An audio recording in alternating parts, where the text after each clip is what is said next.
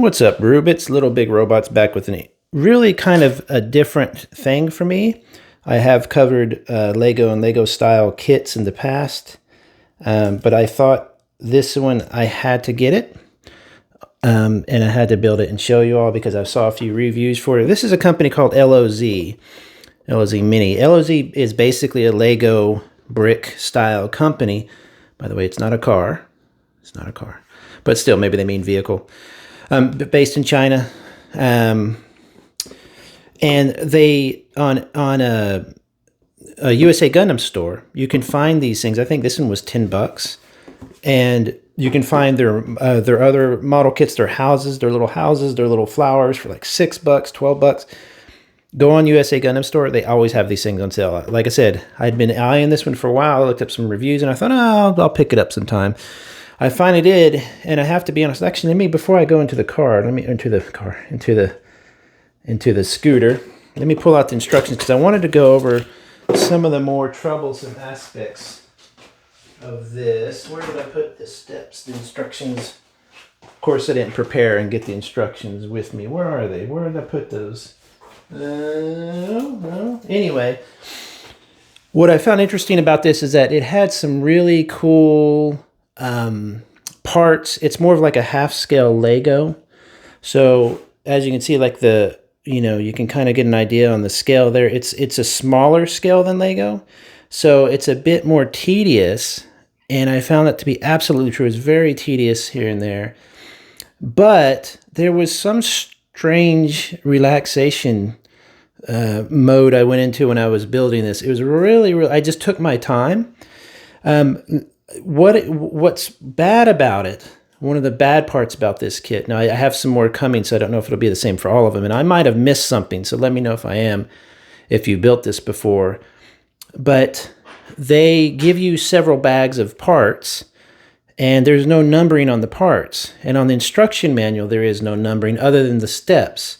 So what I had to do was just took all the parts, and I poured them into a tray, yay big, tray. I just poured them into a shallow tray, spread them out, organized them kind of by color, and had to kind of guess what was what. Luckily, most of these pieces, like here, are pretty obvious what they are.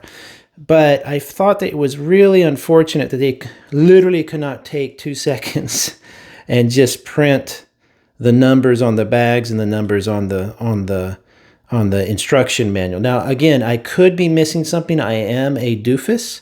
So if you know what I'm talking about and you were able to, and there was a way to tell, let me know. There's also some interesting things like these silver bar things here. They are actually kind of a rubberized piece. They had you actually cut those to length in some areas. I think on this one, on this one here, this part's on the back, that you had to actually physically cut them to length. Again, strange little things like that probably just help them save money, by leaving out the steps, by leaving out the parts cut to size. They just put several of these of the same size in all the packages. A little bit weird, but I guess when you're saving a little bit money here and there, it does add up. But there's some really cool details on this. I think these are balloons on the back. Let me show you that. There's some nice little flower details here. Again, it looks really, really well done. They give you some stickers. You got this nice detail here. Some of the instructions, it was hard to tell. Is that a gray part? Is that a silver part? I couldn't really tell. But the good news is that it doesn't really matter. It didn't really matter. I figured it was white. So some of them, it was hard to tell which part you're supposed to use because there were similar parts but of different colors. This was pretty easy to tell because it was supposed to be the bow, on the front. You can take this bow off and actually put on the instructions because I have all the extra parts in there I wanted to show everybody. That is unfortunate. Let me find them real quick. Okay, got him here. I'm in the process of organizing everything. So you got some leftover parts here, which I kind of find interesting. This little plate here, you can replace the bow on the front with that little plate, but to take the bow off and the little plates, extra parts was kind of tedious, so I left that alone. You get, a part remover, which worked okay. This is kind of interesting. You get some leftover tools. I'll show you the tool compartment in a minute. Here's the sticker sheet, which you use. I forgot to use that one, but You get some leftover tools, which I thought was really cute. Little tire changer. You know, it's really detailed. It's really, really neat. But you can see the parts are about half size of Lego. Here's a part I had to cut. Literally had to cut a little part to size. See that? So that was a little bit tedious. It's almost like a model kit. So in that way, once I got past, so when you started off first here, that's the second sheet. There's 2 sheets of instructions. That's how pretty detailed it is. So when you first open it up, you get all the parts list, right? So you're supposed to just go like, count one. There's 2 of those, there's 3 of those, 4 of those. You know, that's silly. But here, you see that?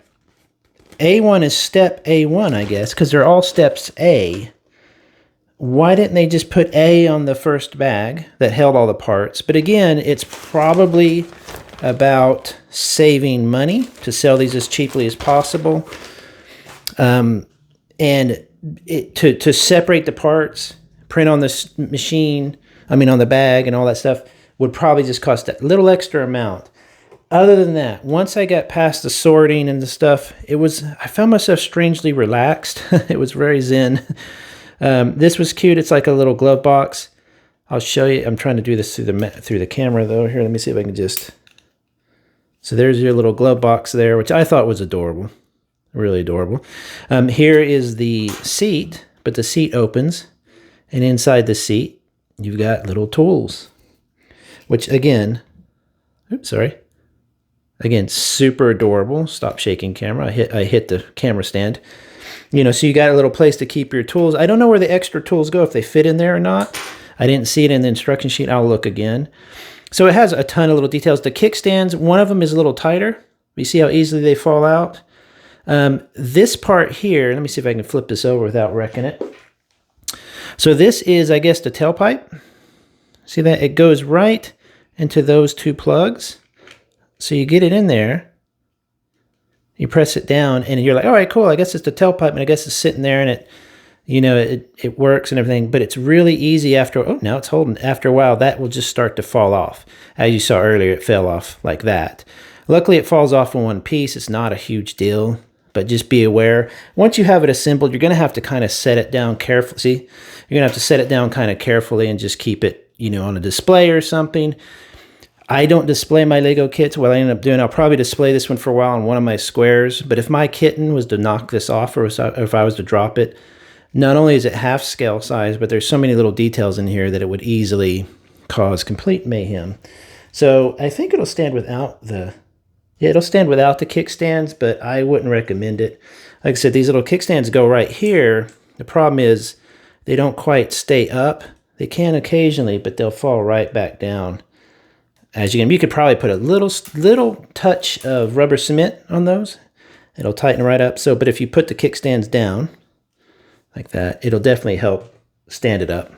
And turn the wheel at an angle to encourage it to lean on one side. So not bad. I really think it's adorable. I think it's one of the more adorable Lego type sets I have built in a long, long time. Let me take a photo of it. Boop. At $10 or whatever it is on it, USA Gun Store. In fact, let's just look real quick because I've got the site here. Let me look right here. What I'm going to do is I'm going to type in LOZ. Let's see here. LOZ scooter. Let's see what it is right now. So it's $12.99, normally $26.99. So for $12.99, you get a really fun, relax. If you have anybody that likes scooters, if this looks anything like your scooter, if they want to, what size is this? 1/8 scale. 1/8's a little bit of an odd scale, but if you have something a little larger, you might put a doll on that or whatever. I think it's charming as hell. So there you go. I thought you might like a look at that. Enjoy. Go pick some up on USA Gundam Store. They're always on sale. LOZ is really interesting so far. So have a good one, everybody. I'll talk to you later.